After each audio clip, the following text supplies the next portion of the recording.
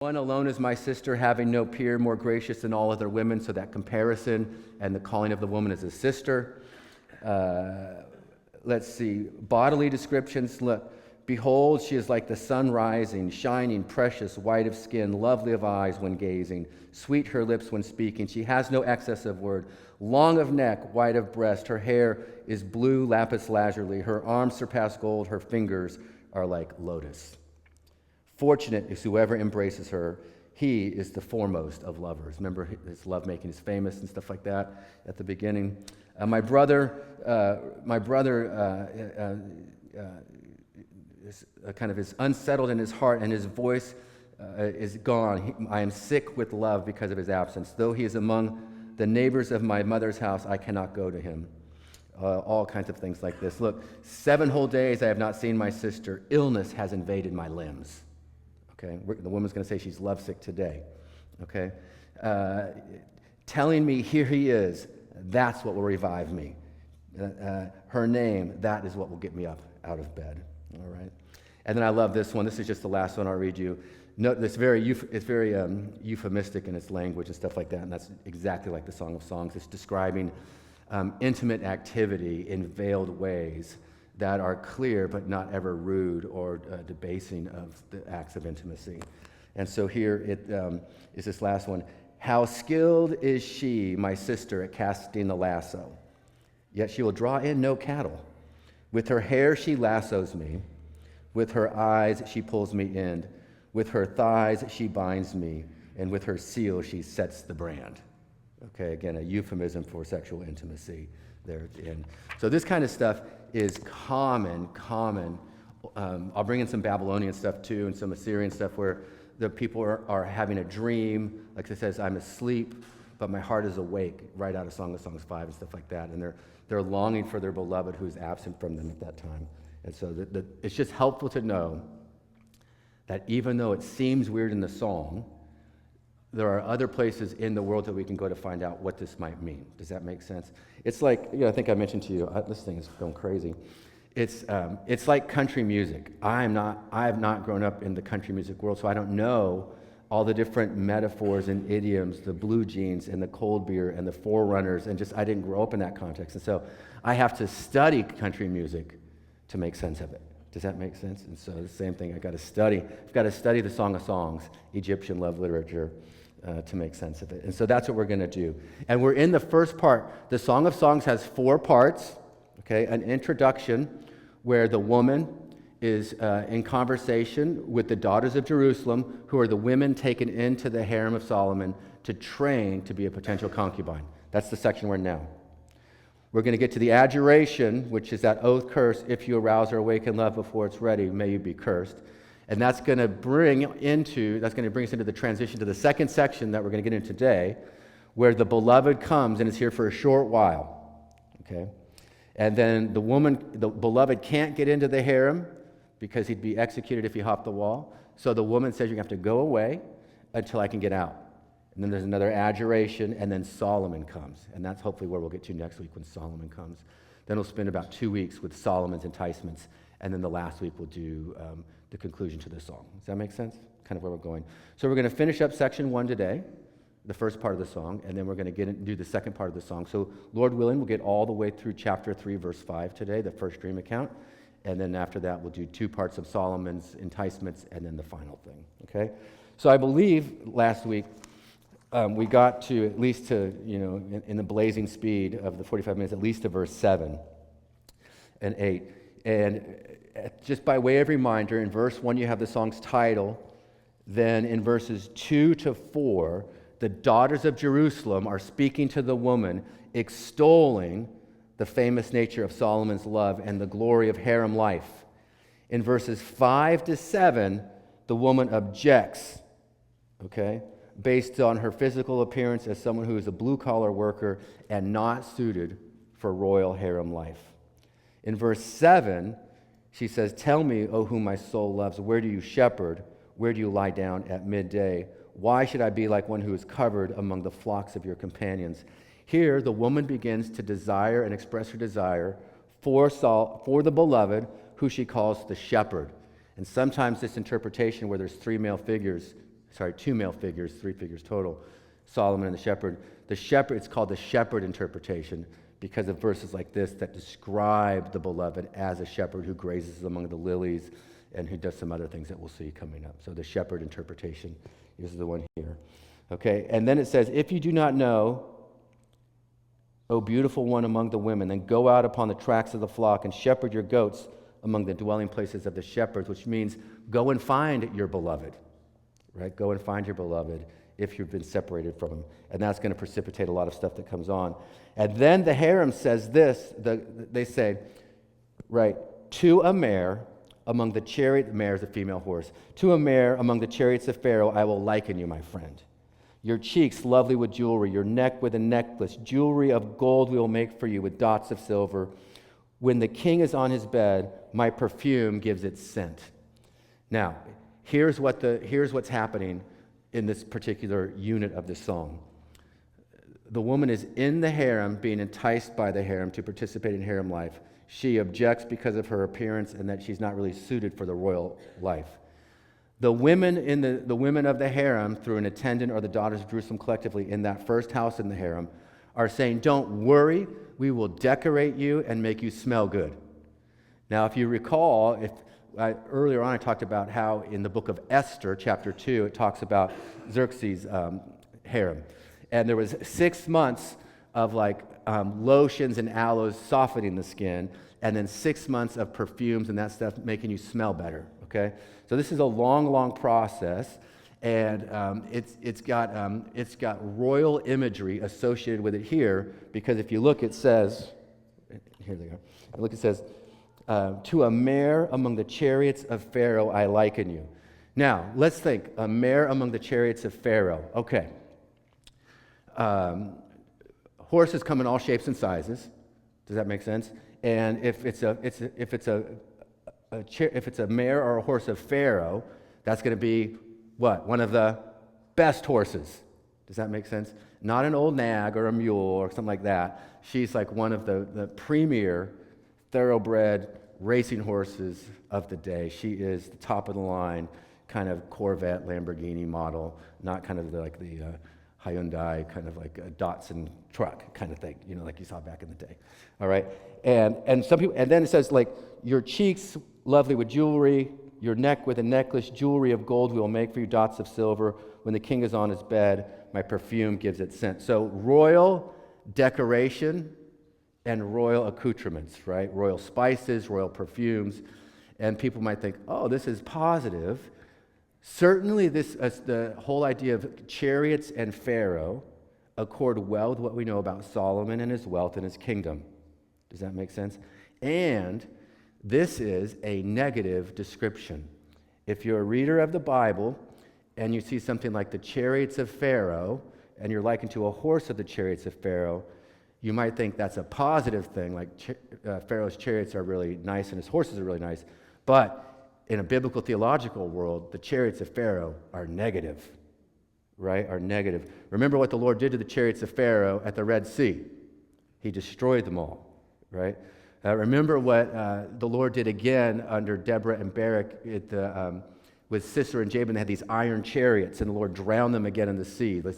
And then it says, like in Isaiah, do not trust in the Psalms, do not trust in chariots and horses and stuff like that, but trust in the Lord. So we have to realize that this may be a negative description right here at the song hinting at it.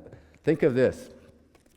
In Deuteronomy 17, Moses laid down some laws for a king. I don't know if you know this. And there are kind of like a group of things a king can't and should not do, and a group of things that he should and could do. So it says this: when you come to the land that the Lord your God has given you, and you possess it and dwell in the land and say, I will set a king over me, like all the other nations around me, you may indeed set a king over you whom the Lord your God chooses. One from among your brothers you shall set as king over you. You've got to be an Israelite, okay? You may not put a foreigner over you who is not your brother. Only he must not acquire many horses for himself, or cause the people to return to Egypt in order to acquire many horses, since the Lord has said to you, you shall never return that way again. And he shall not acquire many wives for himself, lest his heart turn away, nor shall he acquire for himself excess silver and gold. Okay? Then it talks about he's to copy the law and kind of be a Bible nerd. That's what the king's supposed to do in Egypt.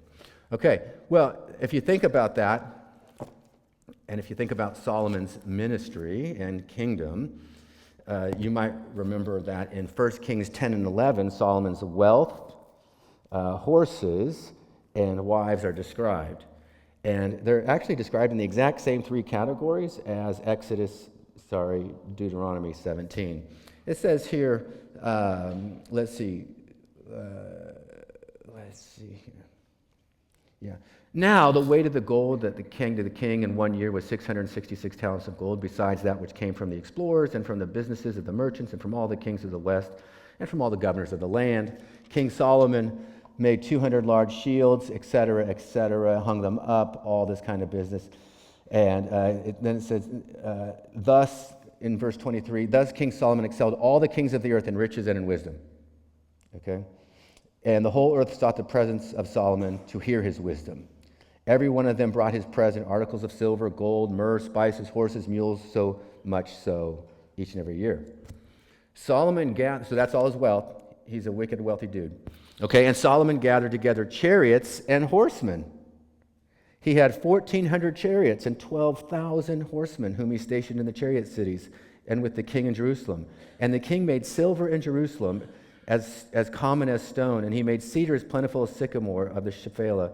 Solomon's import of horses was from Egypt, and the king's traders received them from Ku at a price.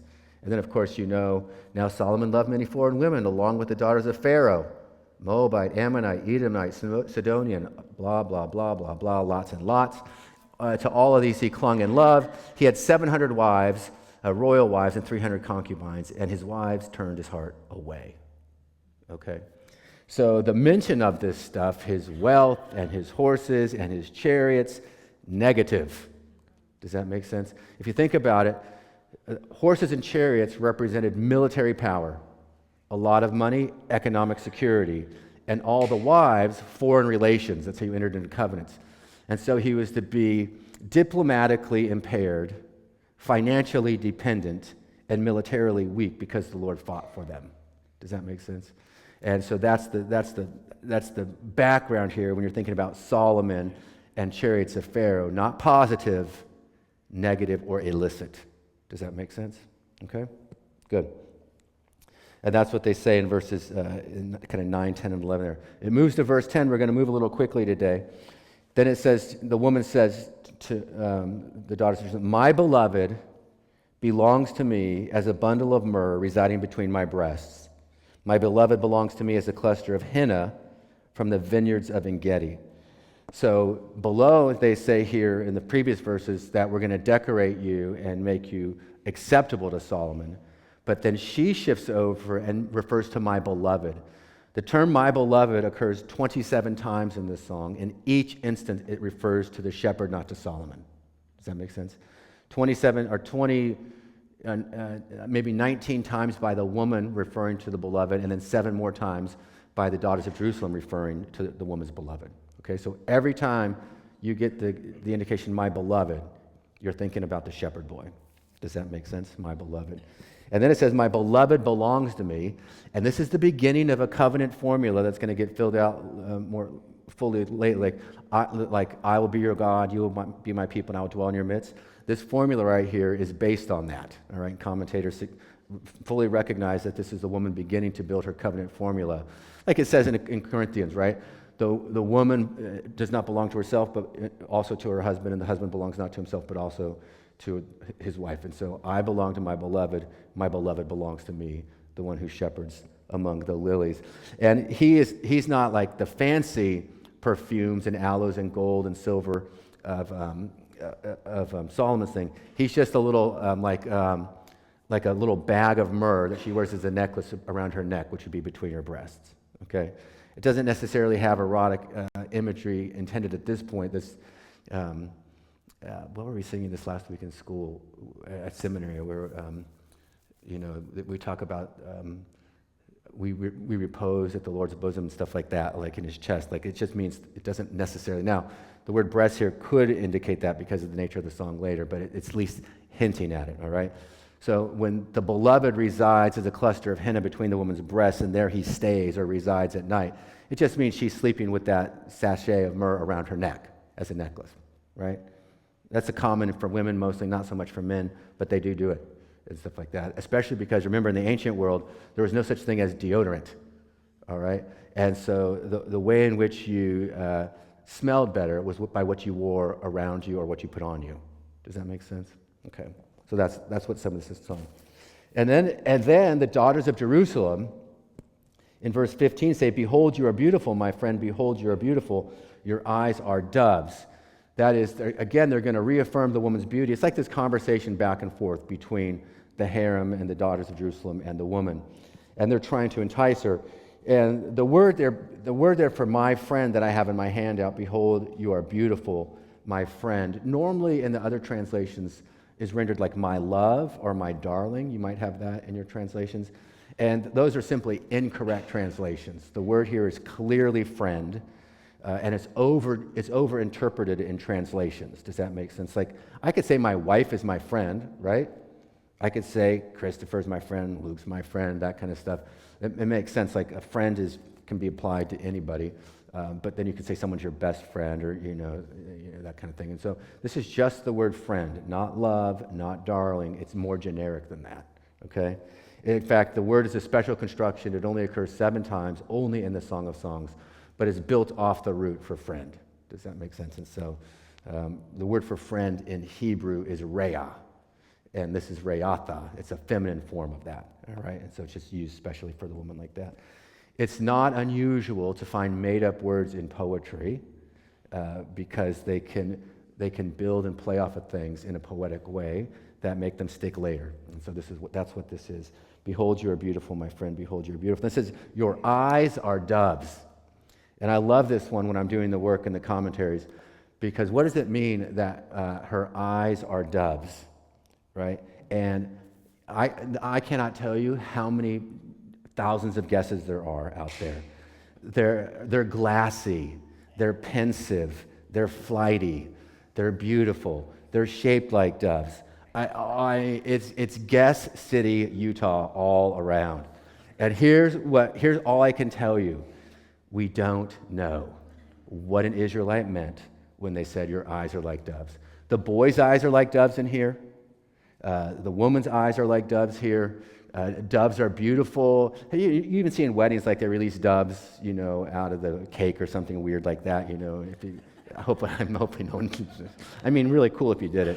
Yeah. So, but I just want doves pooping on my cake when they come out. So, after being locked in there for so long.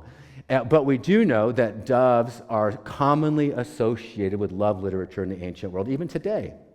I can say you're lovely like a dove, and what does that mean? It just means you're lovely like a dove. Could it mean the shape of your eyes? Yes. Could it mean that you're gliding around? I don't know. Could it mean that doves mate for life? We don't know. There's nothing in the text that tells us, and guessing does us no favors, but to know that flowers and doves and lilies and roses and stuff like that are just symbols of beauty that cut across culture and time in different ways. And so, a 14-page excursus in a commentary on what is the exact brand of flower this might be, it's guess, work, and speculative at most. And so sometimes, like, they'll say the rose of Sharon. I'm just going to say the flower. We actually don't know what that word means. It just appears twice in the Bible. And of all the different flowers and stuff in the ancient world, we don't know which one it is. And so we just say flower, okay? So that's what's happening there. It says, "Behold, you are beautiful. Behold, you are beautiful. Your eyes are doves." And then the woman responds, "No, behold, you are beautiful, my beloved." Okay? Now it sounds here like a male figure might be present, but it's not. This is simply a rebuttal to what the harem is saying. The harem saying, "Behold, you're beautiful," to the woman, and she's saying, "No, behold, my beloved is the beautiful one." Moreover, our bed is leafy green, the beams of our houses, our dwelling places are cedars, and our rafters are pines.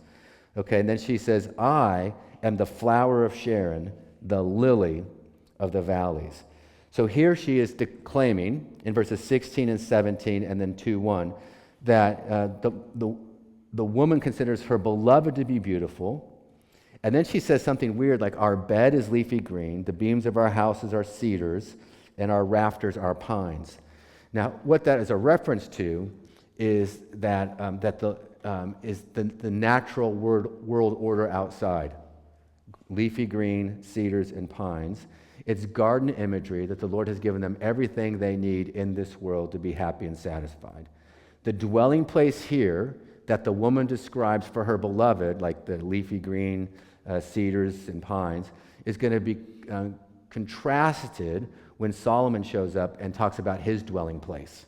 Okay, gold and silver, leather, fitted for love by the daughters of Jerusalem. It's kind of a portable, like love shack. We're going to use the B-52s there to make sense of it, and so she's alluding to the place, and you'll see over and over again, later on in the song, that under the apple tree is where the woman first aroused her desire for the beloved. Or they want to go out to the vineyards and the fields to be away from the harem and to be united in marriage. We're going to read that language. So the woman and the beloved are longing for the outdoor garden life of Genesis 2, but Solomon's world is going to be the interior walled harem life and the portable love shack of chapter 3. Okay, that's what we're going to see. There's going to be a comparison and contrast of those places. But it's just hinting at it, right? The song is just getting started. And it says here, then it says, I am the flower of Sharon, the lily of the valleys. Sharon is just a fertile plain kind of out by Gilead where there would have been, in the springtime, it would have been blanketed with flowers. Does that make sense? And it says here, I am the flower of Sharon. Some commentators think she's making a reference to where she's from, the Valley of Sharon. She's not built for, Jerusalem or harem life with Solomon. But actually, we really don't know if she's from there or not. We just know that she considers herself to be one of the flowers of Sharon, meaning one of the women of Israel who populate this world. Nothing special. Does that make sense? The lily of the valleys. The word lily is Shoshan, or Shoshanim, and it's an Egyptian word, again, so it kind of correlates back to the Solomon's Egyptian background and his first wife and his trading in wisdom literature. And it occurs all over the song. The beloved shepherds among the lilies, the woman's belly is a heap of wheat encircled by the lilies. The beloved has to go and wait, grazing among the lilies and stuff like that. So we don't actually know. Some people think it's a crocus, some people think it's a lily, some people think it's kind of a rose. But what we do know is that it's like a water lily that it would look like a long tulip. And the way we know that is because there are Egyptian reliefs all over the place with naked people exchanging these things in the context of love. And so thankfully I didn't bring the book to show you all the pictures, there on the screen like that. It would be a little bit probably risque, but if you want to see the book, I can let you have it if you're over 18, kind of thing. But if you just, the ancient world is filled with these pictures of intimate lovemaking and even between goddesses of love, like bestowing lilies on couples and stuff like that. So again, like the whole dove thing, the imagery is not to be so refined that we lose sight of the nature of the imagery as she's a lovely flower. Does that make sense? Or it's a garden realm, that kind of imagery, where a Genesis 2 context. Does that make sense? Okay. She's described as that which is beautiful, and it's this kind of like tulip-looking thing. And so you can go over to Highland Village and see all the tulips coming up or something like that, and that's kind of what it's like. She's one of those, okay? I am Olivia. And then the daughters of Jerusalem say, you're not just a flower of Sharon or one of the lily of the valleys. You are like a lily among thorns, okay? So she's unique. So is my friend among the daughters. And the daughters, of course, are the daughters of Jerusalem. It's short for that. And I hope it says daughters. Does it say daughters in your translation? Among the daughters? Sometimes they don't. Sometimes they say among the women, but they miss it. But it's the word daughters there, so it's the daughters of Jerusalem. And we know from Song of Songs 6, 8, and 9 that the daughters are the virgins without number residing in the harem as in training to go into the possibility of the harem life, okay? So she says, like a lily, the harem says, you're like a lily among the thorns, so is my friend among the daughters, that word friend again. And then the woman responds, like an apple tree among the trees of the forest, so is my beloved among the sons. Okay, so daughters and sons are contrasted here. And so like an apple tree, an apple tree is a fruit-bearing tree among the trees of the forest, which are non-fruit-bearing trees. So like, let's say you're out in the woods, you're hiking along, and you're very hungry, and all of a sudden, an apple tree appears, right? Very unusual. When was the last time you went hiking, out in the woods and came across an apple tree? Never. I've never had it happen to me.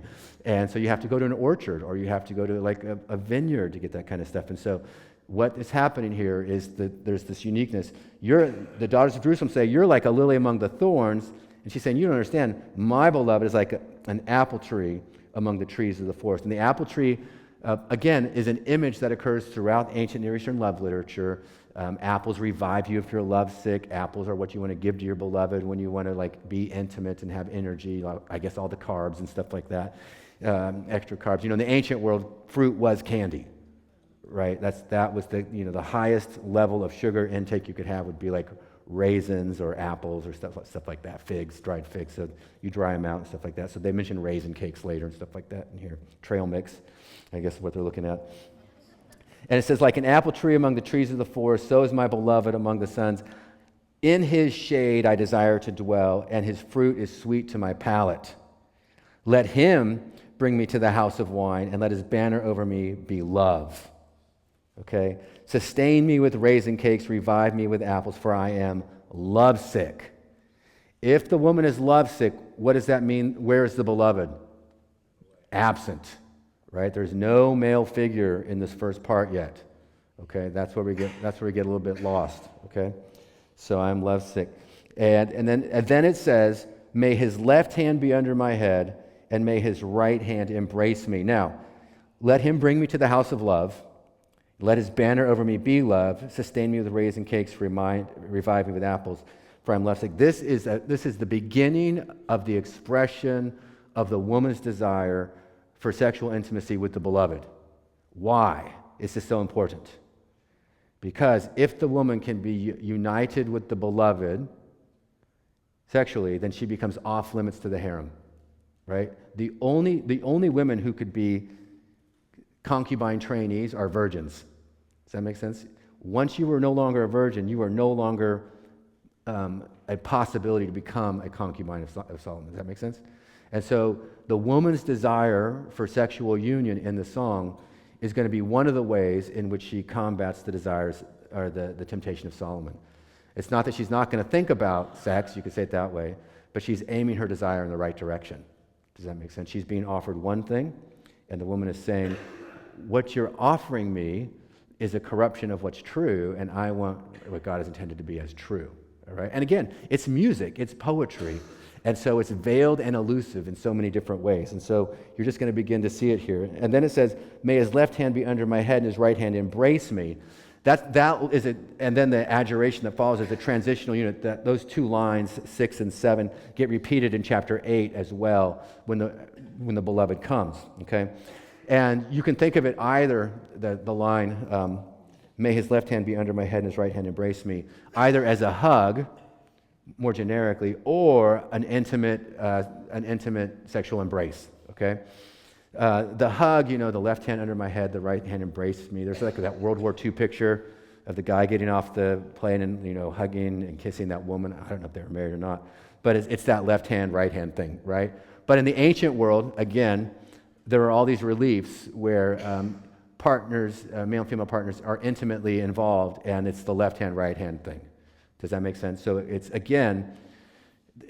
ambiguous, but it's pointing us into the direction of what the woman is going to want for the beloved later in the song. Does that make sense? It's veiled, it's euphemistic, it's gentle, it's discreet, but it's also clear. It's also clear, okay? In the sense of being lovesick, and may his right hand be under the head, and may his right hand embrace me. So that's language that may his left hand be under my head and his right hand embrace me. That language is evocative of imagery common to the ancient Near East, just like if you might say blue jeans, cold beer on a Saturday night, would be evocative of country music, that kind of thing. It's stock in trade language that you know what it means because you've read around a little bit. Does that make sense? And so, but for us, it just seems weird and unusual, okay? And then we get to the oath adjuration. I think I spent a good amount of time talking to you about that. It really says something like this: do not arouse or awaken love. It says, I put you under oath, daughters of Jerusalem, by the gazelles, or by Yahweh of hosts, and by the does of the field, that is by El Shaddai. If you incite or provoke love before it's ready, ... may you be cursed. They had that oath taboo going on in the ancient world. Okay? That adjuration is going to bring us to the conclusion of the first main section in the song.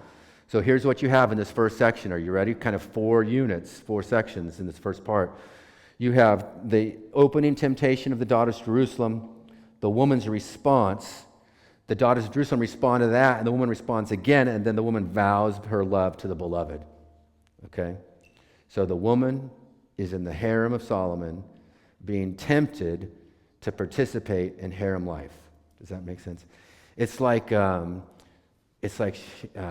she's now in the NFL draft, and they're saying you're going to be a first-round draft pick for Solomon's team.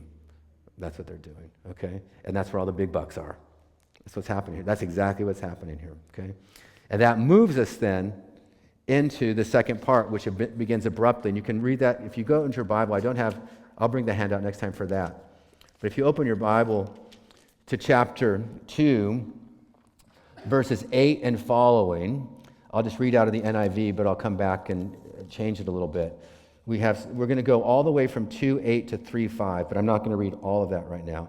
It says right here, it opens this way: the voice of my beloved, or really not the voice, the sound of my beloved. The Hebrew word for voice or sound is the same. So we'd say it's not the voice. The sound of my beloved, behold, he's coming, leaping over the mountains, bounding over the hills. My beloved is like a gazelle or a young stag. Behold, there he stands behind our wall, gazing through the windows, looking through the lattice. My beloved speaks and says to me, arise, my love, my beautiful one, and come away. For behold, the winter is past, the rain is over and gone. The flowers appear on the earth. The time of singing or pruning has come, and the voice of the turtle dove is heard in the land. The fig ripens its figs, the fig tree ripens its figs, and its vines are in blossom. They give forth fragrance. Arise, my love, my beautiful one, and come away. My dove, in the clefts of the rock, in the crannies of the cliff, let me see your face, let me hear your voice, for your voice is sweet, and your face is lovely. Catch for us the foxes, the little foxes that spoil the vineyards, for our vineyards are in blossom. My beloved belongs to me, and I belong to him. He is the one who grazes, shepherds, or pastures among the lilies. Then it says it here, until the day breathes and the shadows flee. Turn, my beloved, be like a gazelle or a young stag on cleft mountains. Okay, now here's what happens in verses 8 to 17. All of a sudden, the woman states in the context of the harem, behold, the voice of my beloved. Okay? And here's how he comes: leaping over mountains and bounding over hills like a gazelle or a young stag. Okay? Look, faster than a speeding bullet. Able to leap tall buildings in a single bound. It's Superman, right? This guy, the woman is describing her beloved as some kind of superhuman, hill-bounding, mountain-leaping gazelle. Like, have you ever seen gazelles or deer or antelope run? How fast, how agile they are. Like, they just can tear up the hills and the cliffs. That's what this guy is like, okay? You get the picture? He's young, he's fit, right? And he's coming for his woman, right? He's not left her behind. And then it says here, behold, there he stands. Or it says actually, behold, this is the one standing behind our wall. What wall? Okay, this is the wall of the harem complex, right? Now, do we know it's a harem complex yet? No, not until verse in chapter 6. But that's the whole thing about wisdom literature. It hints, it's veiled, and then later on it's going to tell you more stuff about it. Does that make sense? So it keeps you reading and rereading, because you've got to circle back around, circle back around, circle back around. It forces you, by not telling you everything up front, what you have to keep doing is reading and reading and reading.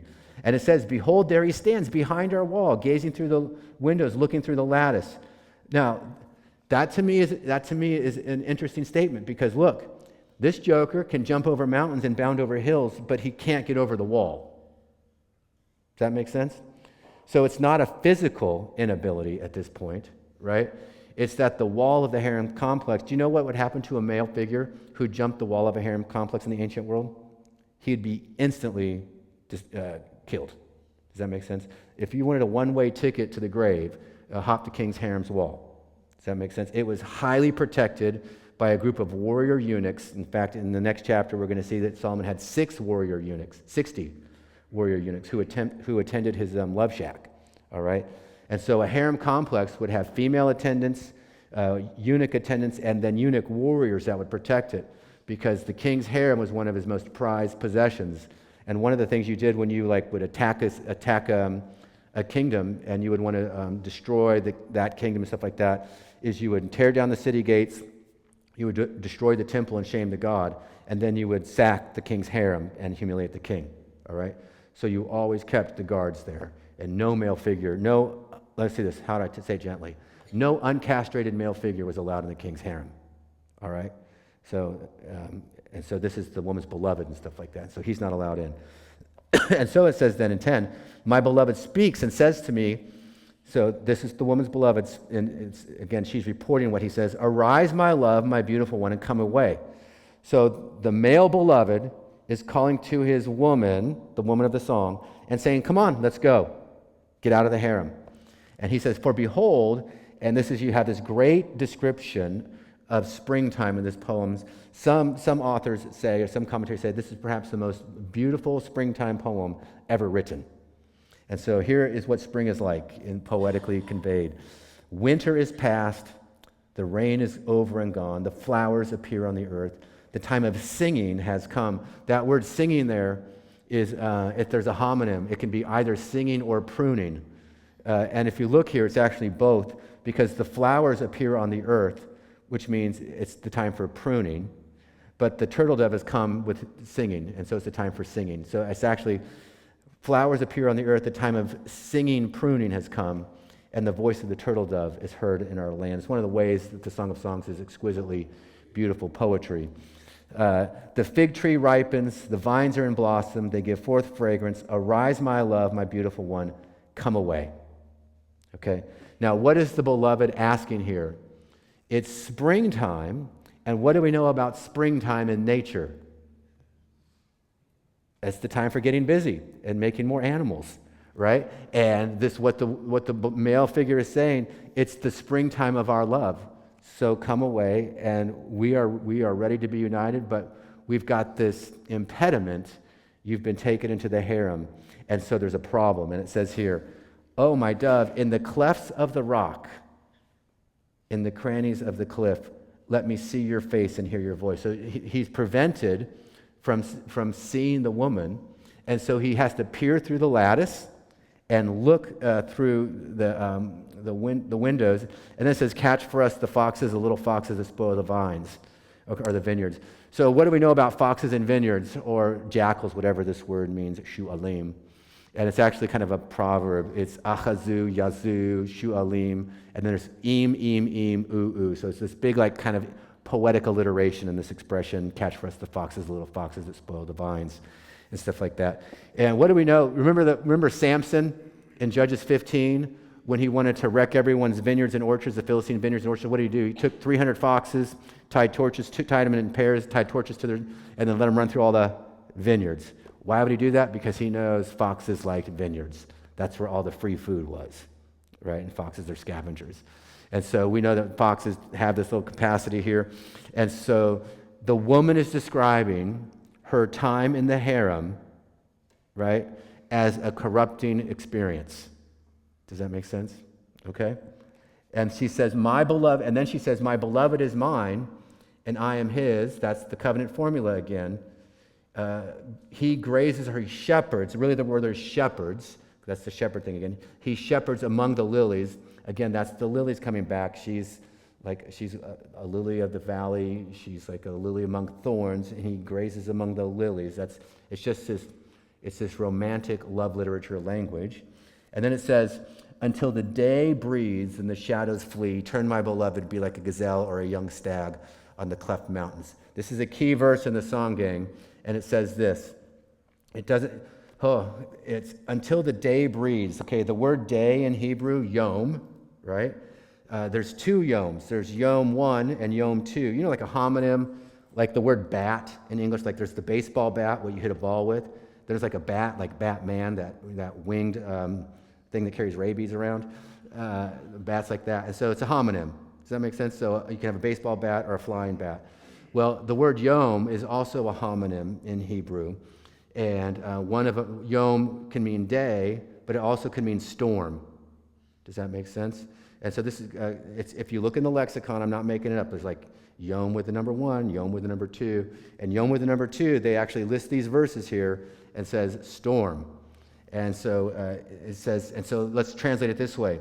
Until the storm passes and the shadows flee, which means the woman is describing her experience in the harem as a storm to be endured. Does that make sense? And she tells the beloved, until the day breathes, until the storm passes and the shadows flee, turn, be like a gazelle or a young stag on the cleft mountains, means you got to go away until I can get out. Which is interesting because here the woman is taking upon herself the responsibility to endure the hardship and get out on her own. She's not asking for help. This is an assertive woman who knows what she wants to do, and she's got commitments and intentions, and she's going to follow through on them, even if it gets her in trouble, which later you can see there's going to be some. The woman's position in the harem is causing conflict, and they say like the dance of two armies. And the dance of two armies is when they battle. And so it's the woman versus the daughters of Jerusalem, like the dance of two armies later in the song, because the harem wants one thing and the woman wants another. And she tells the beloved here, go and wait for me, all right? And then it breaks into the last thing, which is this dream that we're going to look at. Now, there are two dreams, and the dream appears following the woman's expression of desire for the beloved, but his absence, okay? Now, I don't know if you've had dreams like this, if there have been times in your life where you've longed for something in the day and you dream of it at night. Does that make sense? I remember when I was a kid, I forget what year it was. I was probably in 4th or 5th grade. I really wanted a bike for Christmas. And I knew exactly what bike it was. And I would dream of it, like all of October and November, hoping it would come. Because what you're obsessed with during the day kind of comes to haunt you at night, all right? And so, or now when you have kids and they're going through tough times, you dream of that stuff. Or when you're looking forward to doing certain things, you dream of that stuff. And so that's what's happening here. The woman, her longing is going to be typified by this dream account. Does that make sense? So when it says, on my bed by night, okay, that's how they open the dream. There's another dream in chapter 5, beginning in verse 2. I slept, but my heart was awake. So do you see how the dreams are coming? When we get to that, I slept, but my heart was awake dream, I'll bring in some Assyrian literature.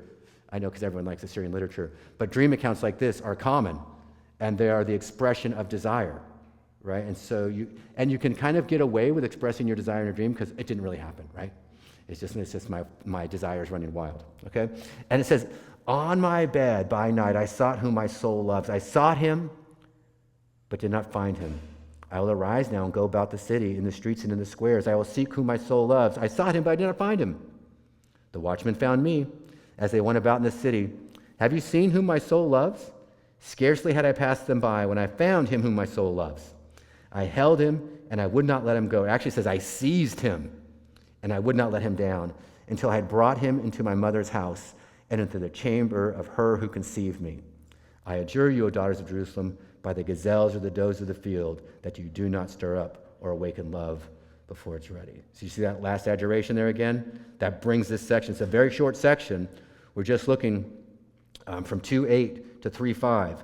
That's the only time that the beloved is actually physically present in the song, okay, except again in chapter 8. Now, in this dream account, The dream account is structured by repetition. The verb for seeking appears 4 times. The verb for finding or not finding, it's the same verb, appears 4 times. The expression, the one whom my soul loves, appears 4 times, okay?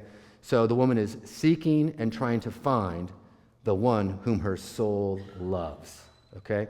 I like this expression, the one whom my soul loves, because it's not just that this woman is physically infatuated with the beloved. Does that make sense? Like, she's hot and I want that bod. It's that my soul, my very soul, my inmost being desires him, right? I love Psalm 103. Bless the Lord, O my soul. All that is within me, bless his holy name. The word there for soul is described by everything that's inside of me. Does that make sense? My whole internal person longs for the one whom my soul loves. Does that make sense? So it's not just this physical kind of erotic desire. It's actually this kind of soul desire to be united to the beloved. Does that make sense? That's what's going on here. So it's really it's quite lovely that the woman desires the beloved in this way and expresses her love for the beloved over and over again. The one who all that is within me loves. The one whom that all who is in me loves, my soul, okay? Now, then it says, if you compare the dream accounts, there's a lot in common. There's some seeking and finding or not finding. There's going about in the city square and the gates. Now, let me just tell you this. Women were not allowed to wander around by themselves at night in a city. Does that make sense? They had guards. If you did it, like if you think about Proverbs 5 and 7, and you were veiled and stuff like that, you're a prostitute. Does that make sense? And so what she's doing is she's dreaming about being out there looking for the beloved. Does that make sense? Which, of course, you dream for those things that you are impossible to you. Does that make sense? And so that's what's happening here. And then it says, scarcely had I passed them when I found the one whom my soul loves. I held him. It actually says I seized him.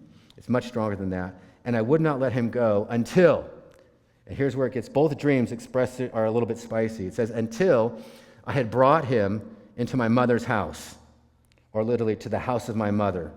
And then it says, and it's translated here because people get a little bit awkward, and into the chamber of her who conceived me. Okay, well, let's translate it. Can I just do a little wooden translation for you and see if you can pick up what the woman's talking about? Okay, a wooden translation would be, let's see, I seized him and I would not let him go until I brought him into the house of my mother, that is, into the chamber of my conceiving. Okay, so the woman is not wanting to bring this boy to a physical house, does that make sense? But to the chamber of my conceiving, that makes sense, that she is desiring sexual union with the beloved as a means of closing off the opportunity of Solomon to take her. Because Solomon could have taken her as the king. Does that make sense? So she's longing for that. So that's what it is. So the translations here obscured a little bit. The expression, the house of my mother, is rare. It only appears 3 times. Once in Ruth, once in the whole Rebecca, Isaac, Eleazar narratives, all about marriage, and then here. All right? And the key to identifying the house of the mother is the expression that follows, into the chamber of my conception. That is, the woman wants to be united to the beloved sexually so that she's no longer a virgin and therefore off the table for Solomon, right? She's pointing. You can see the same thing appears in chapter 5 when it says, I put off my garment, how could I put it on? I bathed my feet. The word feet is a euphemism. Head, hands, feet, euphemism for reproductive parts. Let me just tell you that. I have bathed my feet, so how could I soil them? My beloved put his hand to the hole, and my heart roared within me. I arose to open for my beloved, and my hands dripped with myrrh, my fingers with liquid myrrh on the handles of what was locked. And I opened to my beloved, but my beloved had turned and gone. So that makes sense. So do you see the same strong sexual desire there, in there? Hands, feet, head, kind of thing. That's the woman is longing to be united to her beloved. So what I like about this is that the woman of the song is not suppressing the expression of her sexual desire, right? But she's pointing it in the right way, right? She's saying, I long for the very good thing that God has created in Genesis chapter 2, not for what Solomon is offering me in the context of 1 Kings 11, right? You've got to keep the Genesis 2, 1 Kings 11 options open in your mind as you're reading the song, because wisdom literature is literature that shows you that life, that there are two paths in life, the way of life and the way of death, the way of Genesis 2 and the way of 1 Kings 11. And the question is, both are enticing, both have things that are desirable, but one is essentially and ultimately better than the other for reasons of corruption and purity. Does that make sense? And that's what the song is doing. So in part 1 of the song, so 1 to 2, 7, you've got the woman in the harem by herself with the daughters of Jerusalem, and they're enticing her.